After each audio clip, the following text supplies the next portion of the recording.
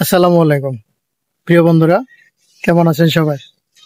আজকে আমি চলে এসেছি চট্টগ্রামের দামপাড়া গরম বিবির মাজারে, যেটি অবস্থিত দামপাড়া পুলিশ লাইনের ভিতরে।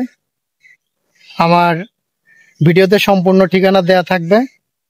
তো সবার কাছে ভিডিও শুরুতেই ছোট্ট একটি অনুরোধ, আমার ভিডিওটি সম্পূর্ণ দেখবেন এবং লাইক কমেন্ট করে উৎসাহিত করবেন, যাতে আরো ভালো ভালো ভিডিও নিয়ে আপনাদের সামনে হাজির হতে পারি। চলুন সম্পূর্ণ ভিডিওটি দেখা যাক।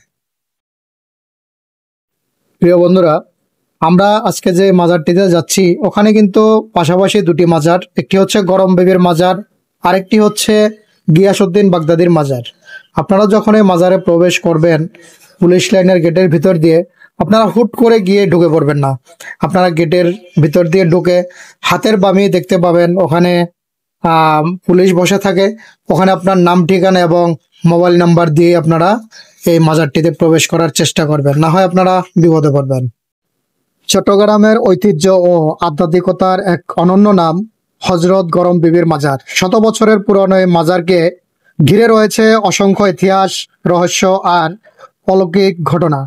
আজকের ভিডিওতে থাকছে গরম বিবির পরিচয়, তার আগমন, কেন তাকে গরম বিবি বলা হয় এবং এই মাজারের বিশেষত্ব।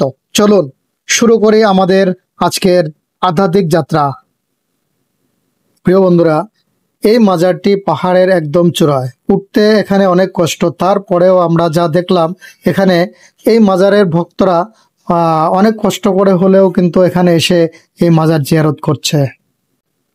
হজরত গরম বিবি ছিলেন একজন ধর্মপ্রাণ ও অলৌকিক ক্ষমতা সম্পন্ন ফরেজগার মহিলা। স্থানীয়দের মতে তার দোয়া, ত্যাগ ও মানব সেবার জন্যই তিনি মানুষের কাছে অত্যন্ত সম্মানীয় হয়ে ওঠেন। চট্টগ্রামে ইসলাম প্রচারকারীদের একজন সহচর হিসাবেও তার নাম উল্লেখ করা হয়। মৃত্যুর পর তার কবরকে কেন্দ্র করে গড়ে ওঠে ওই পবিত্র মাজার। আমরা উপরে উঠতে উঠতে একদমই ক্লান্ত, তারপরেও ভালো লাগছে যে কষ্ট করে হলেও উঠে আমরা এই মাজারটি ঘুরে দেখতে পারলাম। খুব ভালো লাগলো। আমাদের মনে একটা প্রশ্ন থেকেই যায়, তার নামের আগে গরম শব্দটি কেন? লোককথায় আছে, গরম বিবি ছিলেন অত্যন্ত তৃণ চরিত্রের ও পরোপকারী। কেউ বিপদে পড়লে তিনি দ্রুত সাহায্যে এগিয়ে যেতেন। এই তেজি ও সাহসী স্বভাব থেকে তার নামের সাথে যুক্ত হয় গরম। অন্যদিকে এলাকার বয়স্করা বলেন, বিবির মৃত্যুর পর তার কবরের চারপাশে এক ধরনের উষ্ণতা অনুভব হতো। সেখান থেকে আসে গরম নামটি। যদিও নিশ্চিত তথ্য নেই, তবে মানুষের বিশ্বাস আজও এই নামকে অমর করে রেখেছে।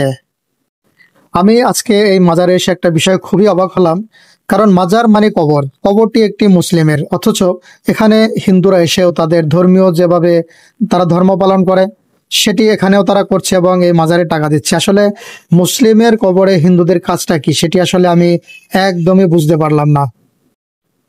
চট্টগ্রামের বুকে এই মাজারটি কয়েক শতাব্দীর পুরনো বলে ধারণা করা হয়। সময়ের সঙ্গে সঙ্গে মাজারটি সংস্কার করা হয় এবং আজ এটি একটি সুন্দর ও শান্ত পরিবেশে ধর্মীয় স্থান হিসেবে পরিচিত। মাজার প্রাঙ্গণে রয়েছে সবুজ গাছপালা, সাদা পাথরের দালান আর দোয়া মাহফিলের আলাদা স্থান। প্রতিদিন দূর দূরান্ত থেকে মানুষ এখানে আসে মানত করে, দোয়া চাইতে এবং মানসিক শান্তি পেতে। অনেক ভক্ত বিশ্বাস করেন এখানে দোয়া করলে মানত পূরণ হয়, যদিও এটি তাদের ব্যক্তিগত ব্যাপার। গরম বিবির মাজারে বিশেষ দোয়া পাঠ করলে মানসিক প্রশান্তি আসে। অসুস্থ মানুষের জন্য দোয়া করলে আল্লাহ তাআলা শেফা দান করে।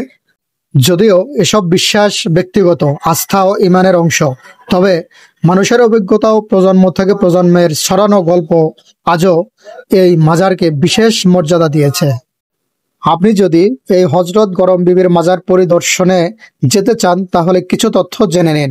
মাজার প্রতিদিন খোলা থাকে, বিশেষ করে বৃহস্পতিবার রাতে ভক্তদের সমাগম বেশি। মাজারের পরিবেশ খুবই শান্ত এবং নীরবে দোয়া করার সুযোগ রয়েছে।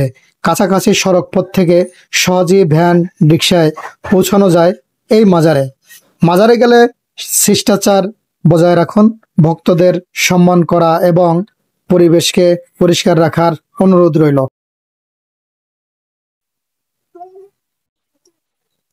প্রিয় বন্ধুরা, আমি একদমই ভিডিওর শেষ পর্যায়ে। আজকের মতো ভিডিওটা এতটুকুই সমাপ্তি। সবার কাছে একটাই অনুরোধ থাকবে, আমার চ্যানেলটি সবাই সাবস্ক্রাইব করুন এবং লাইক কমেন্ট করে উৎসাহিত করুন, যাতে আরো ভালো ভালো ভিডিও নিয়ে আপনাদের সামনে হাজির হতে পারি। সবাই ভালো থাকবেন। আসসালামু আলাইকুম।